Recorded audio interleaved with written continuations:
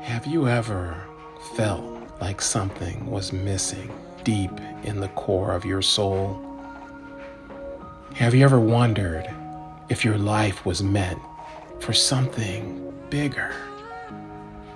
Consumed with stress and the worries of the world that seems so overwhelming, questioning if God can even hear your prayers or if He's abandoned you in the stagnant pond of your life.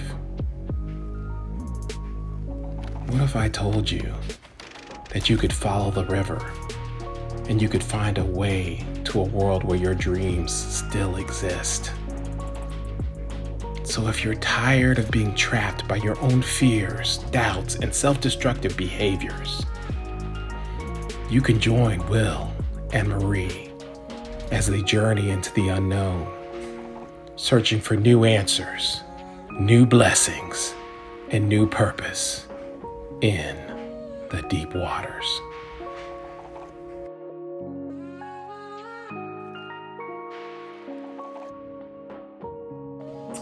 Hi, I'm Will Singleton from Core Essential Fundamentals, and this is Marie Purnell. Oh, I'm sorry. With Welcoming Your Woman, I was just sitting here thinking, why you always getting a chance to do the intro? I'm sorry. You're slow. I'm slow. Apparently, that's you're the like reason still why. zoned out. Yeah. This is Marie Purnell, and I am the founder of Welcoming Your Woman. I can't stand him. But thanks so much for coming back, guys. We are on episode 12. Yes. I'm on point. Yes. And so we're pretty excited. We had a little bit of a lull there, and Will and I's promise to you was to be consistent and to ourselves. Yes. So, but thanks for coming back. We are back, and we are still on trauma-based truths today. This is going to be quite different. We are going to be talking about. We're going to be talking about cultural trauma that have created dysfunctional identities. And I'm going to follow his lead. Yeah, okay. So we're obviously going to talk about black folk because, we're black. African Americans, we don't use colored folk anymore, but, We better not. Yeah. Not on my watch. This is hilarious. Side note, I was in a study group last night, and we had two deaf interpreters there. Okay. And they said we no longer go by hearing impaired because impaired sounds insulting. We go by deaf. And she said it changes all the time. And I said, I was gonna go there and say, interesting. but it's changed with black people too. Yeah. They're black. And I almost feel sorry for other races. Yeah. What do we call them? Just try my name. Just go there. My name is the best way you can address me.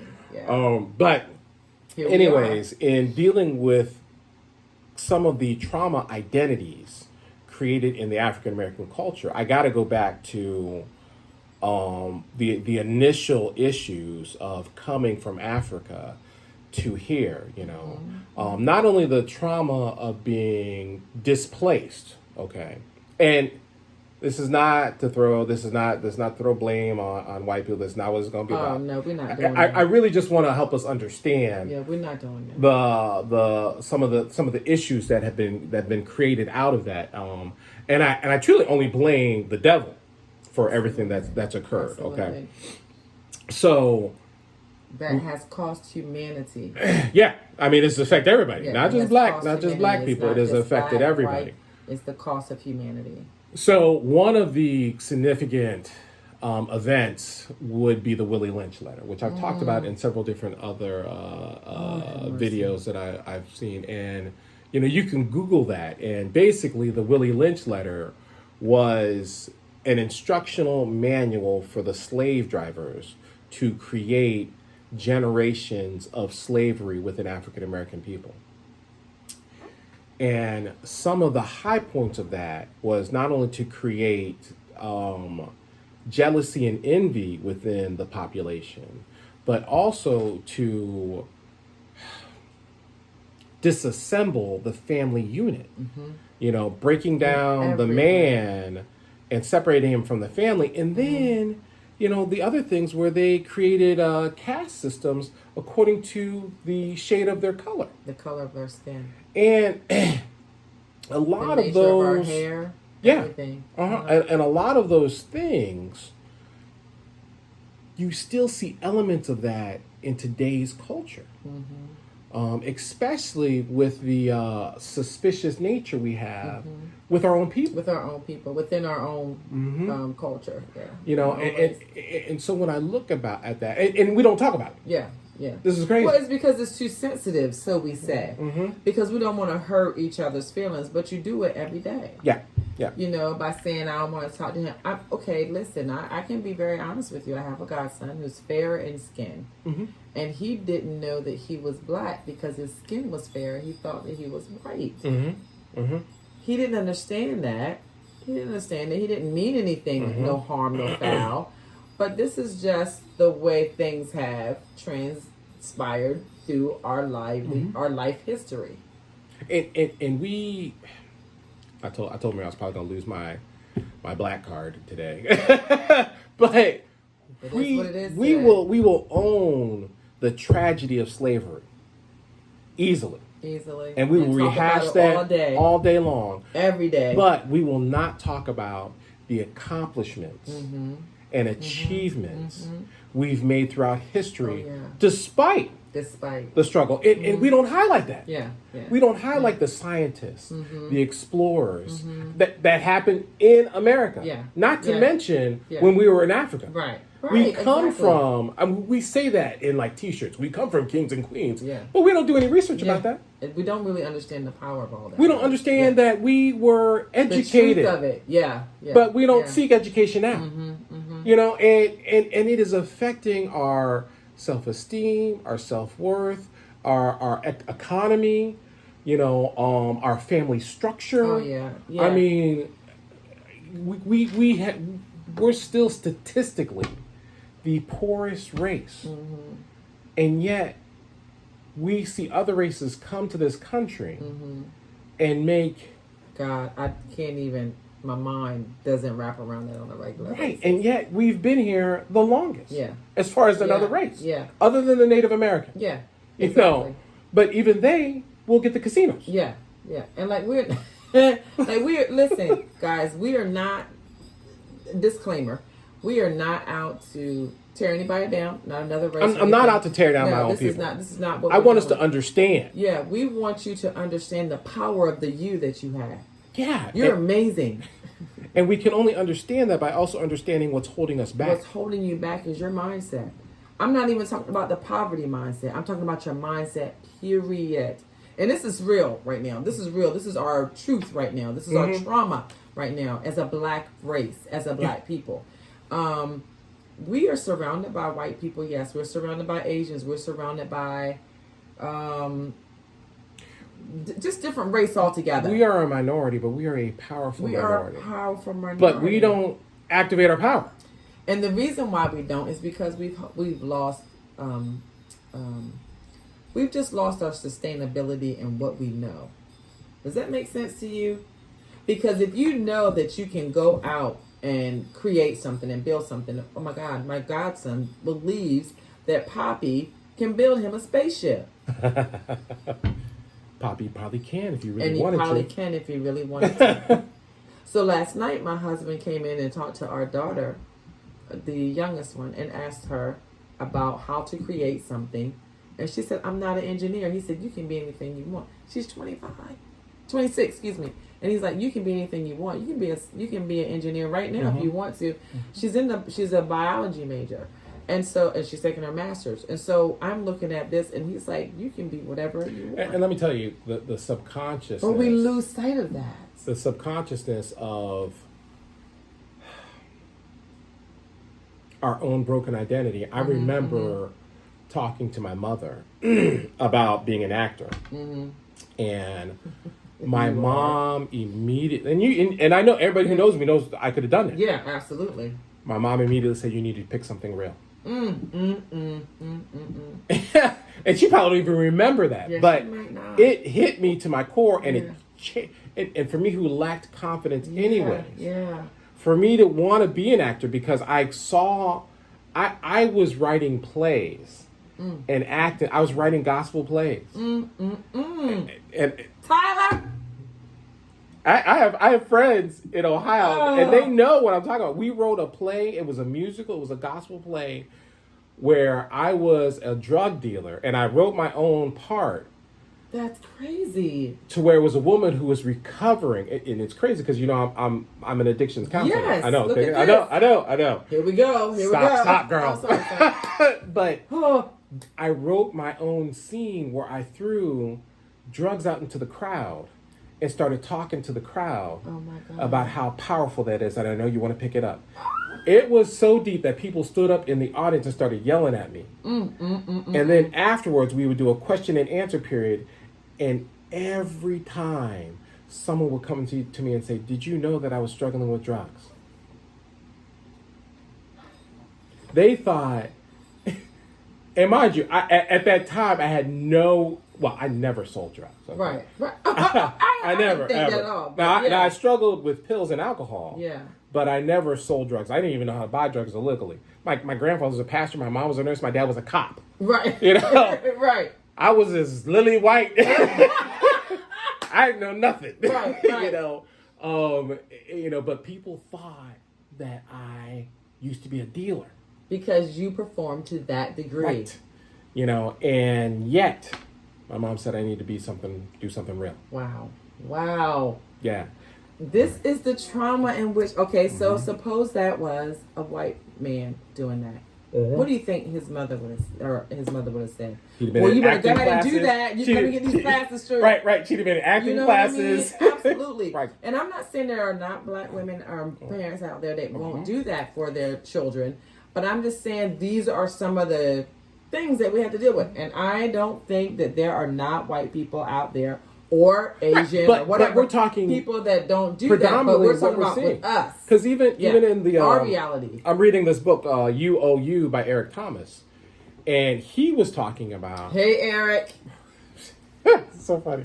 You'll see that later. He was talking about how he loved the violin, and his friends told him that instrument was not manly.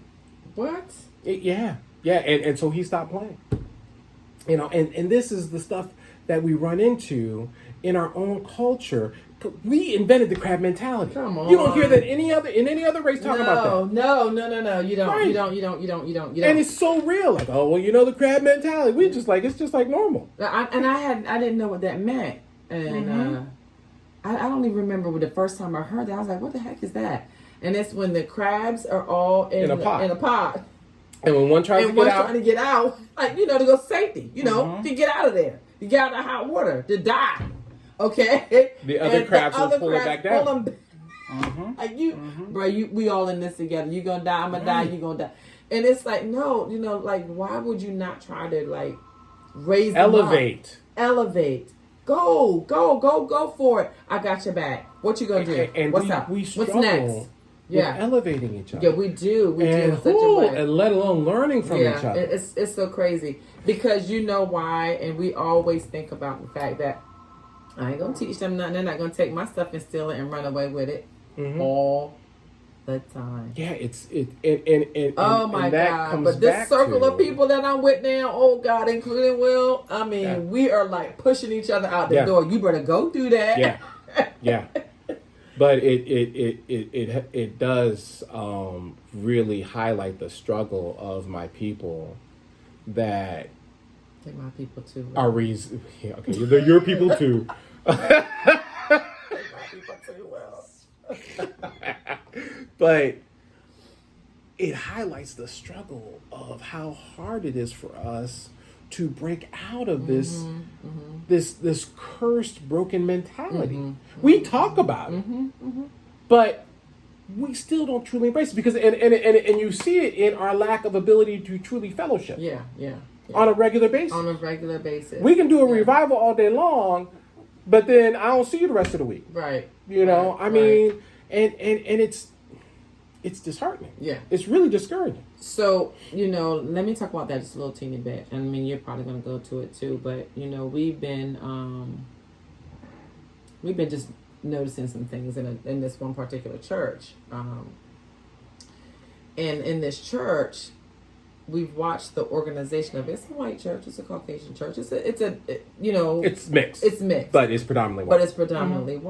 White. And it's a Baptist church. But that church is like they're organized, they're getting stuff done, they're reaching out to the community, they're doing this, they're doing that. Never take away from, the fact that they're in where you go into church at 9, you leave at 10. Okay, what's over? Okay, we're done. Okay, I'm going home. Okay. Everything is done. Do. They are completely organized. They know what they want. They've got a goal. Mm-hmm. You go to our black churches. I don't want to go too deep. He started it. I'm going to go ahead and go there.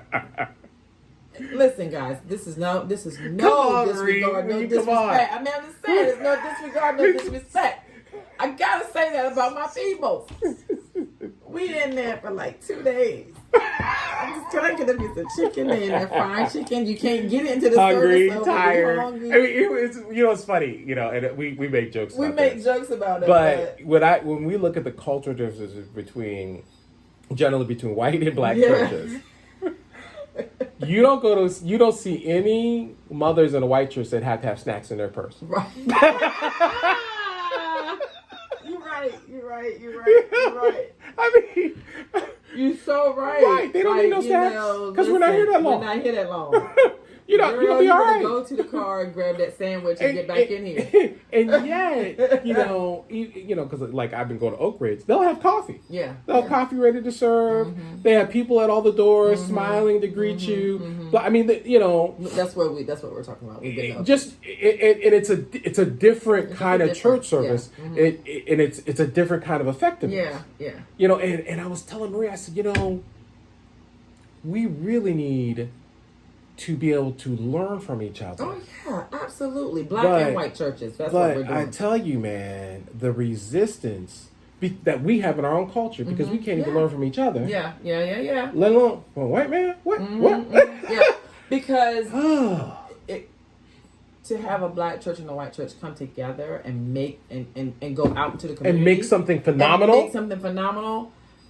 You just don't really, there are times when it's out there, but you don't always see it. It should not be that much of a struggle. It shouldn't be that strenuous. It should not be that strenuous. Right. It shouldn't be competitive or threatening. Yeah. But that's the deal. But the problem is that we haven't dealt with trauma. Right. So we see everything as a threat. Yeah.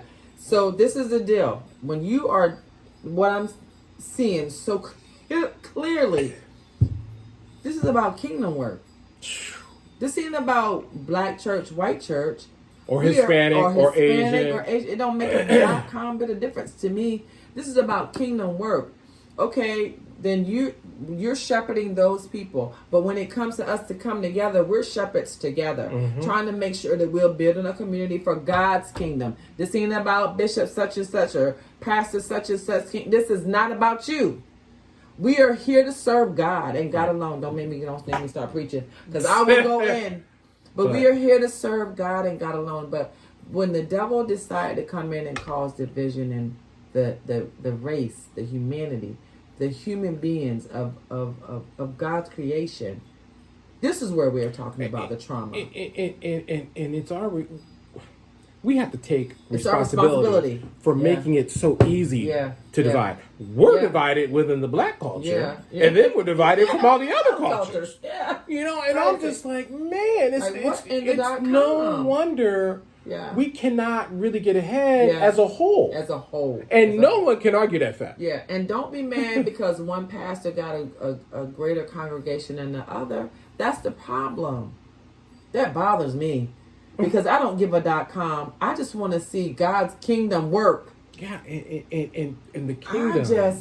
It should not be an issue. The kingdom building cannot be built without true fellowship. Yeah, true fellowship. Back again, right Right, back to right it. back to it. Because right it back brings to it. healing. It brings healing. It brings education. Yeah. It brings encouragement. It brings safe It brings spaces. forgiveness. It does. It brings protection. Oh, it does. You know, but we can never access any of that because we want to isolate behind our walls. Yeah, yeah. Because everything is threatening. Yeah.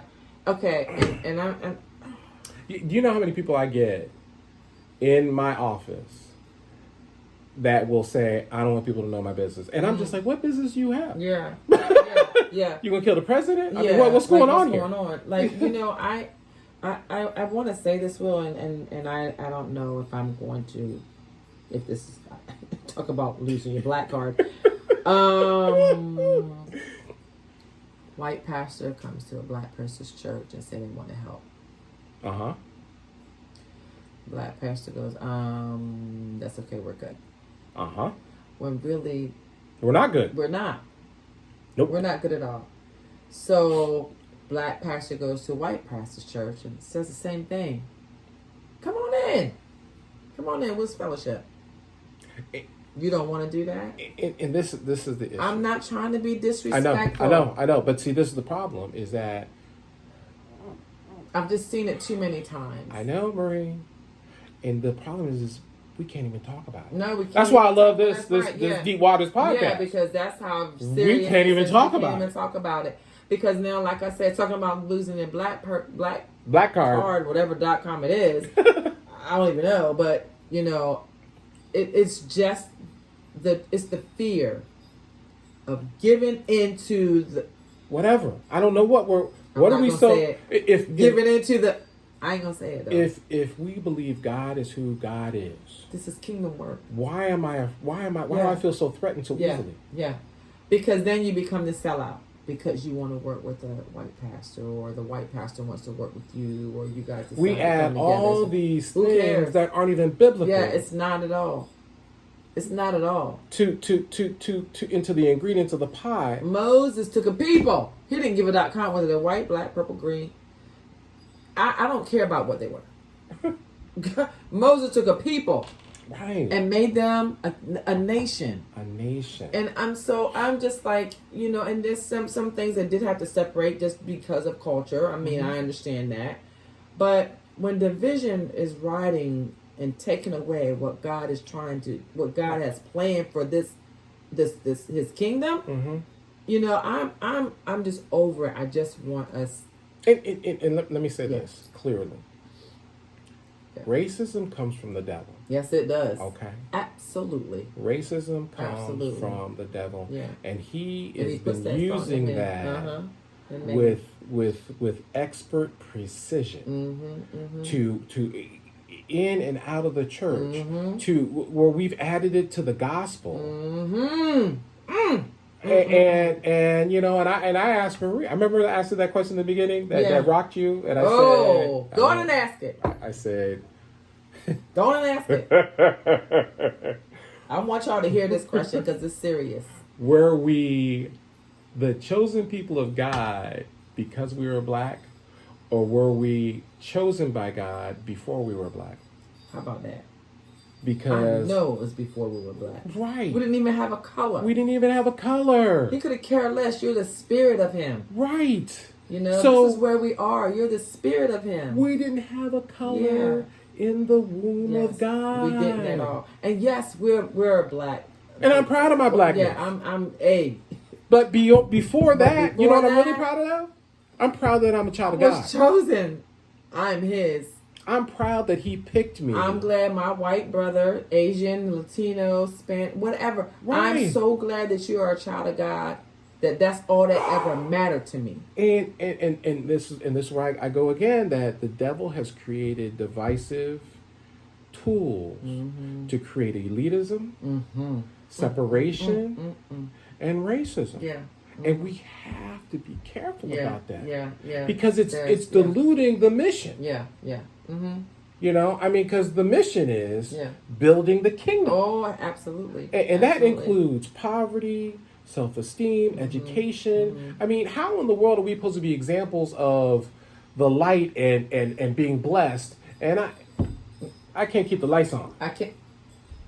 I We got. just talked about this. I'm just telling Everybody got jumper cables in the parking lot. Right. Because they don't nobody know how to, manage their monies and store their livelihoods well. Because you're not doing what you're supposed to be doing. This is kingdom. And in order to do that, I have to fellowship Yeah. to get the teaching, the Yeah. education Yeah. to grow. And it's not just because we're not just talking about white and black. We're just talking about Every race has their Races, has their own period. trauma. Yeah, race. Every race. Period. Race. We're just familiar with black people because we're black. In case you didn't know that. On the real. I would love to be able to talk about what Asian trauma is, but we don't know. Yeah. I mean, is it Yeah. math problems? I don't know. But that's terrible. She's like, Marie is the polished one. On most days. But on the outside of the camera. I mean, but I don't know what the Hispanic cultural trauma is. We don't know. I can theorize about white cultural trauma, but I don't know. No, we don't. I know my people. I know my nappy-headed people. Yeah. I know what we struggle with. Don't start with the nappy head. That's a whole nother thing they'll be offended by. I know. And I know how incredible we can be, and we are at times. Mm-hmm. But we should not be struggling like this still. It's 2022. We get ready going to 2023. We don't look. And I'm not saying people, period. I don't give a .com what color you are. Black is just a plus. However, it is. It's a plus to me. But however, what I want to see is us as kingdom people thriving together, regardless of the color of your skin. Using excuses. Yeah. Mm-hmm. Racism has been around for decades. Mm-hmm. We should have already built a workaround. Mm-hmm. Okay. Mm-hmm. I mean, seriously. Mm-hmm. Yeah, find a way to get past this foolishness. I use my minority black manpower to make a difference. When I walk into a room and I'm the only one there, I work it to the full, to the fullest. Yeah. I leave an impression when I walk in the door and when I leave, and everybody remembers me, not only because I was the only black man there, but I was a black man that spoke wisdom, truth, and compassion. Mm-hmm. With confidence. With confidence. It changes your life. And we all have that ability, but we're not activating it. If we activated that as a whole, we would be living in a changed world. A changed world. A changed world. I mean, seriously. Yeah, I'm serious. So okay, we got to end there. We went a little over. We went a little over because this is passionate. Yeah. Will's been wanting to do this one for quite some time, and I'm so glad he did because it was so rich to me, and it was so it was just good. It was good. I hope it was just as good to you. This is good, Will. This is good as always, and I mean, Will's always been passionate about this particular part. I am passionate about my people, our people, his people. Our people. I mean, I really am because not thriving. Right, we're not thriving. And man, it is the season to thrive. It is. Yeah, it really is. And we have to do it together. And I'm not just talking about together as black people. I'm talking together as people. As people. Period. Yeah. Period. Yeah. Okay. Yeah. So, love you guys. We love y'all so much. I want to end this with prayer. Yeah. Oh God. Dear Lord. Thank you for helping us to work through this intense topic, Lord. Yes, God. And we just pray that it is received with the love and compassion that is in our hearts, Lord. We do not mean to offend people. We just want people to come to understand the greatness within them that you put in them. That we don't have to be threatened. That we are actually a threat to the enemy, to the devil, to create and build something amazing because you put that in us. So we just pray that this is the seed that people need to grow roots in them, to grow something phenomenal. Yes. In Jesus' name, amen. Amen.